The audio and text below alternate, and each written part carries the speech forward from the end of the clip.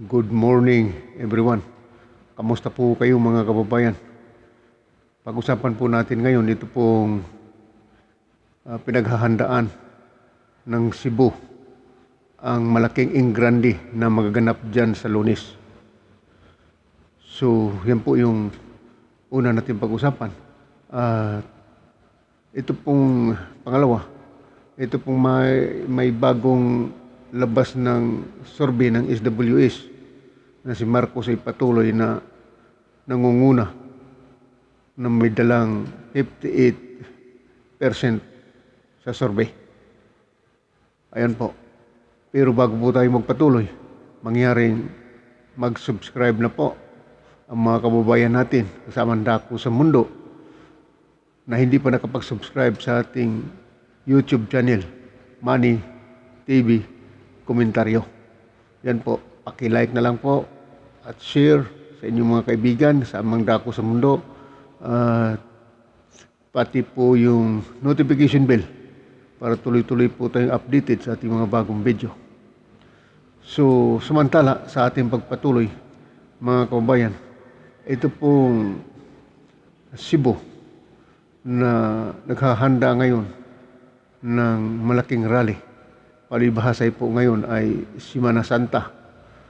Nagpahinga po ngayon ang ating mga unit team candidates sa pag-ikot sapagkat mayroon pong 2 araw na hiniling ang kumilik sang-ayon sa ilalim ng batas na wala munang kampanya sa loob ng Biyernes Santo at saka Huwebes Santo.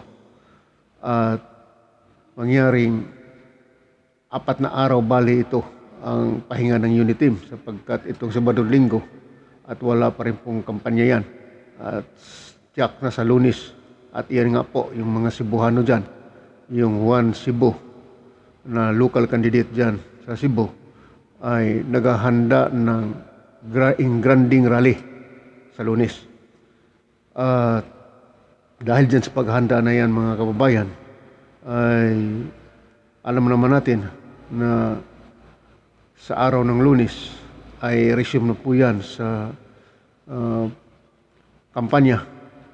Kung maalaala na ninyo mga kababayan, itong si BBM ay noong nakaraang linggo ay inendorso ng local party sa Cebu. Itong tinatawag na One Cebu Party. Ito po ay local na partido sa Cebu na kung saan ang grupong ito ay napakalaki na tagline niya yung buong probinsya ng Cebu. At tandaan natin na ang Cebu ay pinakamalaking botante dyan sa Bisaya. Milyon-milyon po ang botante dyan. Ayan po. So itong Grand Rally na gaganapin sa Cebu, ito na rin pong kasama na rin po itong tinatawag nila na Festival Grand Rally. Ito po yung tinatawag na Festival Grand Rally. Nandoon yung ating kandidato na si BBM at siyempre buong unit team, senatorial balls, senatorial lineup, kasama po lahat yun. Inaasahang dadaluhan ito ng libu-libong mga tao dyan sa Cebu. Alam naman natin mga kababayan na pagka sinabi Ingrandi ay talagang pangmalakihan yan. Di pa natin alam, di pa natin matitiyak kung saan yung venue nito dyan sa Cebu mga kababayan. Pero antabayan na natin sa susunod na mga video natin o mga news na lumabas at tiyak makukuha na natin itong venue nito kung saan banda sa Cebu. Pero yung mga Cebuano dyan, wala na pong problema dyan.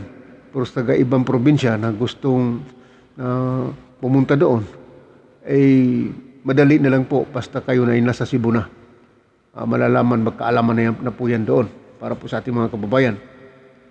At bago po tayo magpatuloy, ay mangyaring i-shout out muna natin itong mga shout out request ng ating mga kababayan na sa ibang bansa.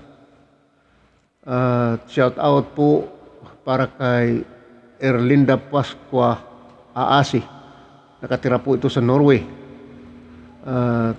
Emerson Cabañez, Godofredo Siba, Jose Banasan, Nora Perm Pibool. Ito po ay nakatira sa Thailand. Ito pong si Chailey El Chico. At ito po si Matthew Espina na nakatira po sa Singapore. At siyempre ito pong si Tim Sunday. At yan po ay mga karamihan OFW. At yan po yung ating shout out sa kanila. Sa ating pong pagpapatuloy ay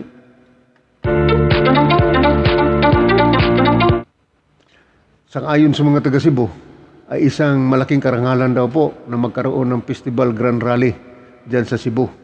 Talagang pinaghandaan talaga nila itong mga kabayan at pinagmamalaki. Ito pong Grand Rally nila, karangalan daw sa kanila, sa mga Cebuano. Kung inyong matatandaan mga kababayan, ay itong si Mayor Isko Moreno, mga kababayan, ay 6 na bisis po itong pabalik-balik sa Cebu para gusto niyang kuhanin itong basbas ng One Cebu, suporta ng One Cebu aparte. Pero nabigo si Isko, mga kababayan. Sa bandang huli, ito po ay inaward ang suporta na ito doon kay BBM. Kaya po si Isko ngayon ay nagpapalabas ng propaganda na ang One Cebu daw na suporta ay nahati daw sa dalawa. Yung kalahati daw ninapunta ni Isko.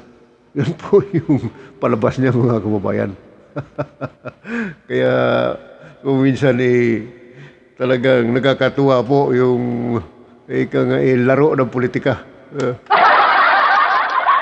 Nahati daw po yung One Cebu, ang kalahati na sumuporta sa kanya. Ayan po. Siyempre, good news mga kababayan ay ito pong kagandahan nito sa kampanya ni BBM ay kung inyo pong napapansin yan mga kababayan, ito pong ating bagong news, itong SMNI mga kababayan, ay lagi pong nakabuntot ito sa kampanya ni Marcos. Talagang fully supportive ito sa kampanya ni Marcos. At talagang fully coverage ito para po sa kampanya ni Marcos. Kung inyo pong napapansin yan. So pansinin ninyo mga kababayan, tingnan ninyo yung mga bawat footage na nilabas nila. Lagi silang nasa likod ni Marcos. Kaya napakagandang balita po yan. Bakit po? Sapagkat mayroon pong matino o hindi bias na media na nasa likod sa kampanya ni BBM. Yan po yung kagandahan doon mga kababayan. Kaya dapat natin pasalamatan ng SMNI sa kanilang ginagawa na nagkakaroon ng breaking the record sa lahat ng media sa Pilipinas. Ayan po yung katotohanan. Isang tabi na po para doon sa mga ibang media companies. Pero ito po yung katotohanan. Lumabas ang SMNI na napakaganda, walang bias, at talagang balanse yung kanyang pagbibigay ng balita. Kaya yun po yung kagandahan doon na nakita natin ngayon sa ating social media na itong SMNI ay fully supported coverage sa kampanya ni Marcos. Kaya ito pong idagdag ko na rin po ito. Mukhang out of topic na tayo pero related din po ito doon sa media, ito pong Rappler. Kaya inggit na inggit ito doon sa SMNI. Kasi nakita ngayon na ang sumisikat ay SMNI. Ang Rappler ay nang lamig na, wala na. Bagamat na riyan, pero inggit na inggit sila sapagkat wala na pong atensyon ang taong bayan sa kanila at maging iba pang mga media, mainstream media. Yan po yung katotohanan dyan. Pasensya na po doon sa mga sa sinasabi ko. Pero yan po yung katotohanan. Kaya itong report ngayon, mga kababayan, pansamantala ay pag-usapan natin, idagdag ko lang ito. Itong tungkol po sa bagong survey.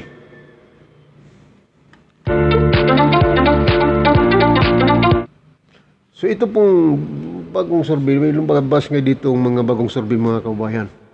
Ito po ay nasa SMNI din po.